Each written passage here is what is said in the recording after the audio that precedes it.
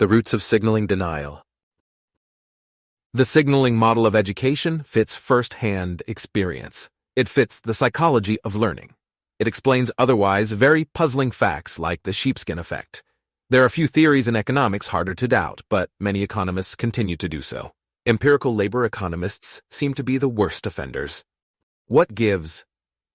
The charitable explanation, of course, is that the critics have fantastic counter-evidence. I've read enough of the literature to say that this simply isn't so. 40% of the economists who criticize the signaling model conflate it with ability bias. Another 40% of the critics attack the straw man view that education is nothing but signaling.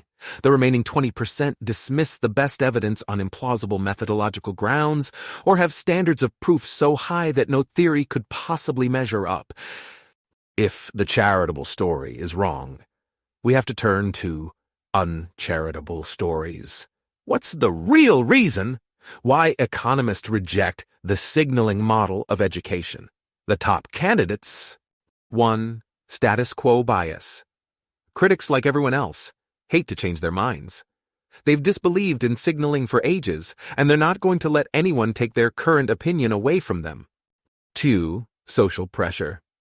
Economists feel strong social pressure to disbelieve signaling. Even though many economists think signaling is empirically important, high-status economists don't, and economists are very status-conscious. 3. Provincialism. Signaling theory comes from economics departments, but most of the best empirics for signaling come from psychology, sociology, and education departments. Economists don't read the research of these outsiders and wouldn't take it seriously if they did. 4. Liberalism. Arrow and Stiglitz. Two of the seminal figures in signaling theory have impeccable liberal credentials, but economists still tend to see educational signaling as a free market story. After all, the signaling model suggests that massive government subsidies to the beloved education industry could actually be exacerbating the market failure of excessive education rather than correcting the market failure of insufficient education. 5. Education loving.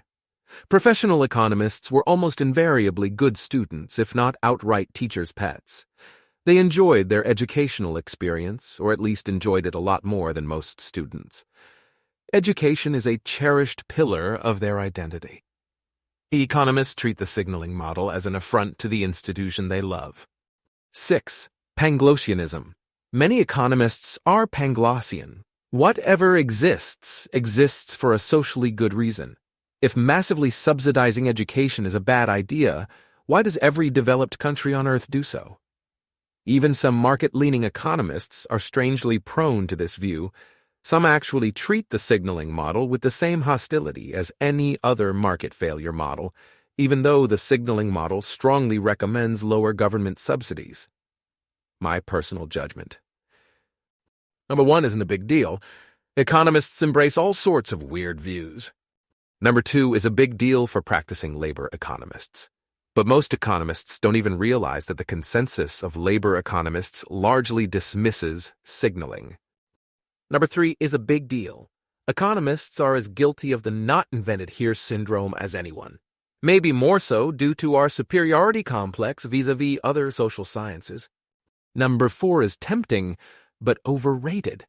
If you actually talk to economists at the AEA, you'll learn that support for massive government education subsidies is bipartisan. Mainstream Republican economists are more supportive of school choice and less supportive of the everyone should go to college idea. But only hardcore libertarian economists favor significant cuts in government support for education. Number 5 is a big deal. Regardless of their political views, economists were good students and love education. Even I do, in some sense. Converting such economists to signaling is like persuading them to renounce their religion. 6 is a big deal for market-leaning economists, especially the Chicago-trained.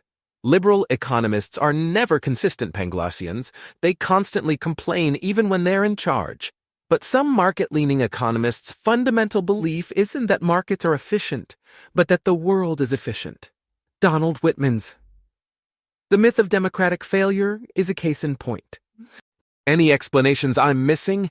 For the sake of argument, take signaling as false off the table. July 10th, 2013.